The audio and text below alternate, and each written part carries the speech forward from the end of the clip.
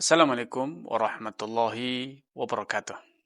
Innal hamdalillah nahmaduhu wa nasta'inuhu wa nastaghfiruh wa na'udzu billahi min shururi anfusina wa sayyiati a'malina. May yahdihillahu fala mudilla lahu wa may yudlil fala hadiya lahu. Asyhadu an la ilaha illallah wahdahu la syarika lah wa asyhadu anna Muhammadan abduhu wa rasuluhu amma ba'd. Kaum muslimin dan muslimat dimanapun Anda berada, alhamdulillah, pada kesempatan yang berbahagia ini, kembali saya hadir untuk bersama-sama tafakuh fi dinillah. Membentengi diri kita dan menyuburkan iman, takwa dalam diri kita. Semoga Allah Subhanahu wa taala berkenan meneguhkan iman dan takwa dalam diri kita hingga akhir hayat kelak.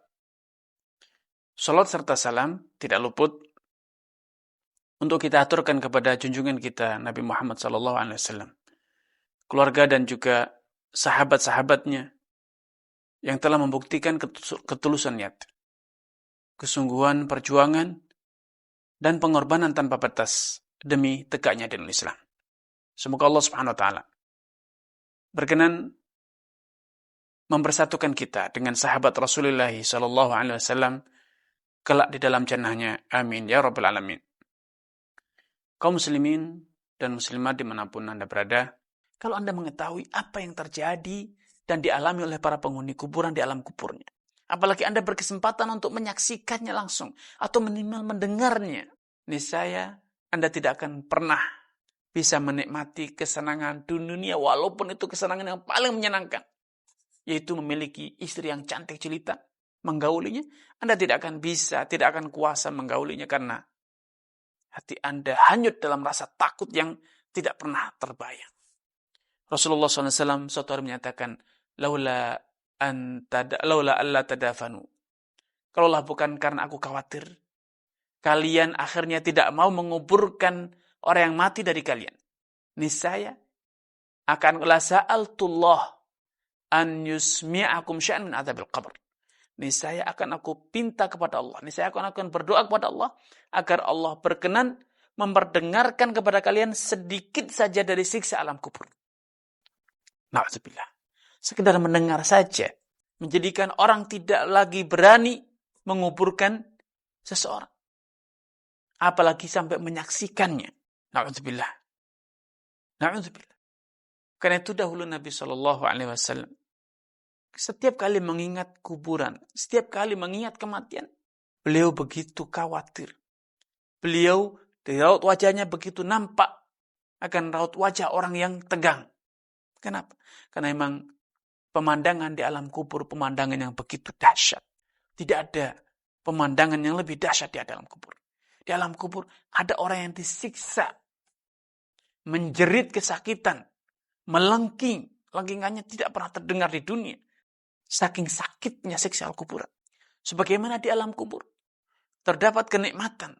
Orang-orang yang selalu mengatakan, Rabbi aqimis sa'a, ya Allah, segera bangkitkan kiamat, agar aku bisa segera bergabung kembali dengan keluargaku.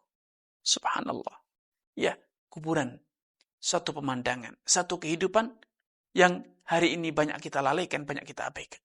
Kita hari ini, hati kita seringkali kaku. Kita seringkali mengeluhkan bad mood, kondisi jiwa kita yang tidak menentu, yang buruk, yang muram. Seringkali kita susah untuk merasakan bahagia. Sehingga yang terjadi apa? Muram, bermuram durja, beraut wajah, masam, pesimis. Bahkan kita juga tidak jarang digelayuti rasa tamak, rakus, menghalalkan segala macam cara dalam pekerjaan kita. Dan dalam diri kita masih ada rasa hasad, iri, dengki kepada saudara kita. Mengira bahwa mereka lebih beruntung dibanding kita. Andai Anda ingat akan kematian. Andai Anda selalu mengunjungi ziarah ke kuburan.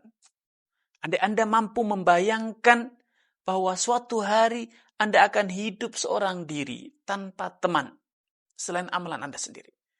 Andai Anda membayangkan bahwa semua kekayaan yang Anda kumpulkan dunia ini akan Anda tinggalkan dan Anda akan menghuni perut bumi tanpa sehelai pakaian yang bisa Anda bawa, tanpa sekepeng dirham ataupun dinar yang bisa Anda bawa, tanpa ada sesuap makanan yang bisa Anda nikmati di alam kuburan, tanpa ada orang yang menyapa Anda, atau ada tempat berteduh, fasilitas yang Anda miliki dunia semuanya akan Anda tinggalkan. Anda itu selalu hadir dalam diri Anda. Niscaya hasad tidak akan pernah menjangkiti Anda. Apa yang Anda perlu iri dari saudara Anda? Apa yang Anda hasad dari saudara Anda? Kalau ternyata semua itu akan Anda tinggalkan dan hanya amalan Anda yang akan setia menemani Anda. Keindahan dunia tidak akan lagi terasa indah kalau Anda ingat bahwa keindahan itu semu dan akan segera Anda tinggalkan pula. Hanya amalan Anda yang setia menemani Anda. Kebajikan Anda lah yang akan menjadi teman setia Anda dan membukakan pintu ke dalam surga. Ya, kuburan ada di sekitar Anda, namun hari ini kita lalai. Dahulu Nabi SAW mengunjungi kuburan itu adalah suatu amal kebajikan. Itu adalah ibadah yang beliau lakukan secara berkala dan secara rutin. Kadang di malam hari beliau berziarah kubur. Kadang di siang hari. Kadang di sore hari beliau berziarah kuburan. Tetapi hari ini kita lupa. Bahkan kuburan keluarga kita, saudara kita pun tidak kita kunjungi. Jangan heran bila jiwa kita terasa kaku. Batin kita seakan tidak lagi bisa disentuh oleh ayat-ayat Al-Quran, tidak lagi bisa menjadi lunak dengan mau'izah, peringatan-peringatan, tidak lagi bisa merasakan sejuknya ayat-ayat Allah Subhanahu wa taala, dan hati kita terus merasakan panas ambisi persaingan dunia, perseteruan dunia. Seringkali ada kebencian hanya karena urusan dunia. Subhanallah. La haula wala quwwata illa billah. Bahkan Anda pun merasakan bahwa hidup dunia untuk dinikmati. Hidup dunia untuk dinikmati. Padahal demikiankah kondisi orang yang selalu ingat akan akhirat? Tidak. Suatu hari Nabi SAW didapatkan oleh sebagian sahabatnya dalam kondisi memiliki raut wajah yang takut. Beliau menampakkan rasa khawatir. Kenapa? Karena beliau mengingat bahwa kematian itu begitu dekat. Bahkan kiamat itu begitu dekat. Ketika ditanya Rasulullah, kenapa engkau begitu ketakutan? Beliau mengatakan, kaifa an'am? Mana mungkin aku bisa menikmati kehidupan dunia? Kalau ternyata malaikat yang Allah tugasi untuk meniup sangkakala itu, qadil taqama as-sur, telah memasukkan ujung trompet di mulutnya. Kemudian beliau juga telah menengadahkan wajahnya untuk mempersiapkan diri, mata yuk mar'an yanfuh. Kapan diperintahkan untuk meniup sangkakala sebagai pertanda datangnya hari kiamat. Rasulullah SAW juga menyatakan, lau ta'lamuna ma'a'lam. Andai kalian mengetahui apa yang aku ketahui hari ini tentang kehidupan akhirat, tentang kehidupan di kuburan, di alam kubur, niscaya kalian lama tana'amtum, kalian tidak akan bisa menikmati kenikmatan di dunia ini. Tidak mungkin bisa menikmati menggauli istri kalian di atas rancang-rancang kalian. Karena pemandangan alam akhirat yang begitu dahsyat, begitu menakutkan.